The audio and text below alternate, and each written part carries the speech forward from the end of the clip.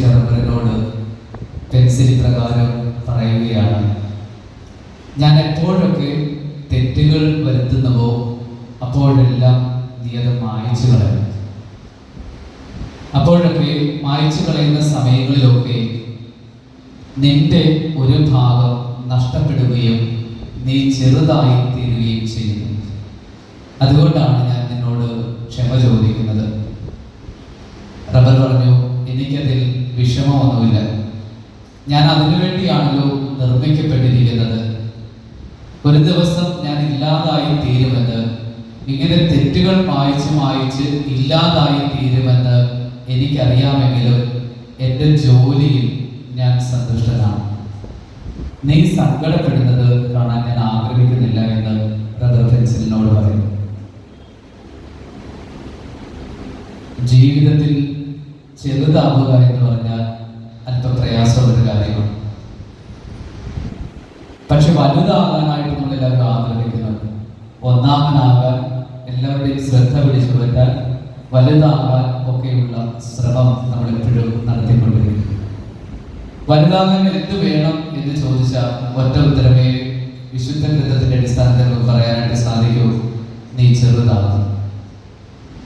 മനുഷ്യൻ ഭൗതികമായി കെട്ടി ഉയർത്തിയിട്ടുള്ള അവന്റെ ചിന്തകൾക്കും അവന്റെ സ്വപ്നങ്ങൾക്കും ആഗ്രഹങ്ങൾക്കും ഒക്കെ നേരെ ഓപ്പോസിറ്റാണ് ക്രിസ്തു വിഭാവന ചെയ്യുന്ന വലുതാകും.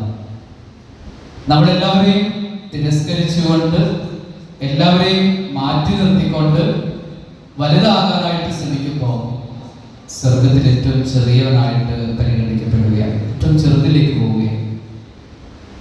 ഈ ഭൂമിയിൽ നമ്മൾ സ്വയമേ ചെറുതായി സ്വർഗത്തിൽ വലുതാകാനുള്ള ശ്രമമാണ് യഥാർത്ഥത്തിൽ നടത്തേണ്ടത്.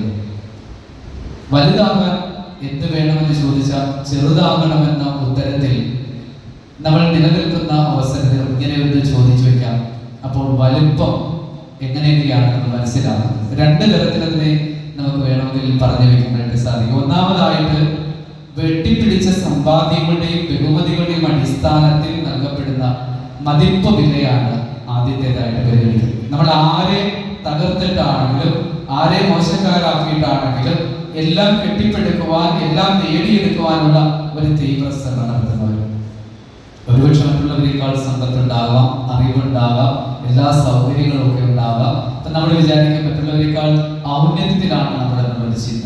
അതൊരു തരത്തിലുള്ള ഒരു ഉന്നതിയാണെന്ന് നമ്മൾ കരുതുന്നുണ്ട്. രണ്ടാമത്തെ കാര്യം, അപരന് വേണ്ടി വെയിലുകൊണ്ട് സ്വയം തളരുന്നതിന് ലഭിക്കുന്ന ആദരമായിട്ട് നമുക്ക് കാണാം. കുടുംബത്തിൽ ഒത്തിരിയേറെ പേര് നമുക്കത് കാണുവാനായിട്ട് സാധിക്കും. കുടുംബാംഗങ്ങൾക്ക് വേണ്ടി സ്വയം എരിഞ്ഞില്ലാതാകുന്നവര്, സ്വയം വെയിൽ കൊണ്ട് വാടുന്നവര്, മറ്റുള്ളവർക്ക് ജീവനേകുവാൻ, അവർക്ക് സന്തോഷം നൽകുവാൻ തണലാകുന്നവർ, അങ്ങനെയുള്ളവര് ദൈവത്തിന്റെ മുമ്പിൽ വലിയവരാണ്.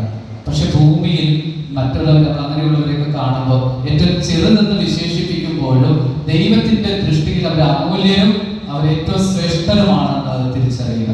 നമ്മൾ ഈ ഭൗതികതയിൽ നിലനിൽക്കുന്നത് കൊണ്ട്, ഈ ഭൗതിക ചിന്തയിൽ നിൽക്കുന്നത് കൊണ്ട് മാത്രം നമ്മൾ വിചാരിക്കുന്നത് മറ്റാർക്കും ഇല്ലാത്തത് നേടിയെടുക്കുമ്പോൾ നമ്മൾ ആരോഗ്യമായി തീരുന്നു എന്നുള്ളതാണ്. പക്ഷേ നമുക്കുള്ളതൊക്കെ മറ്റുള്ളവർക്ക് നൽകുവാനായിട്ട് സാധിച്ചാൽ, നമുക്കുള്ളതൊക്കെ മറ്റുള്ളവരുമായി പങ്കുവയ്ക്കുവാനായിട്ട് സാധിച്ചാൽ, മറ്റുള്ളവരുടെ മുമ്പിൽ നമുക്ക് വലുതാകാനായിട്ട് സാധിക്കും. കുറയുന്നത് വഴി വലുതാകുന്ന, ഒത്തിരിയേറെ നേടിയെടുക്കുന്ന ഒരു ജീവിതത്തെ കുറിച്ചാണ് വിശുദ്ധ ഗ്രന്ഥം നമ്മുടെ മുമ്പിലേക്ക് അവതരിപ്പിക്കുന്നത്. യോഹന്നാന്റെ സുവിശേഷം 12-ാം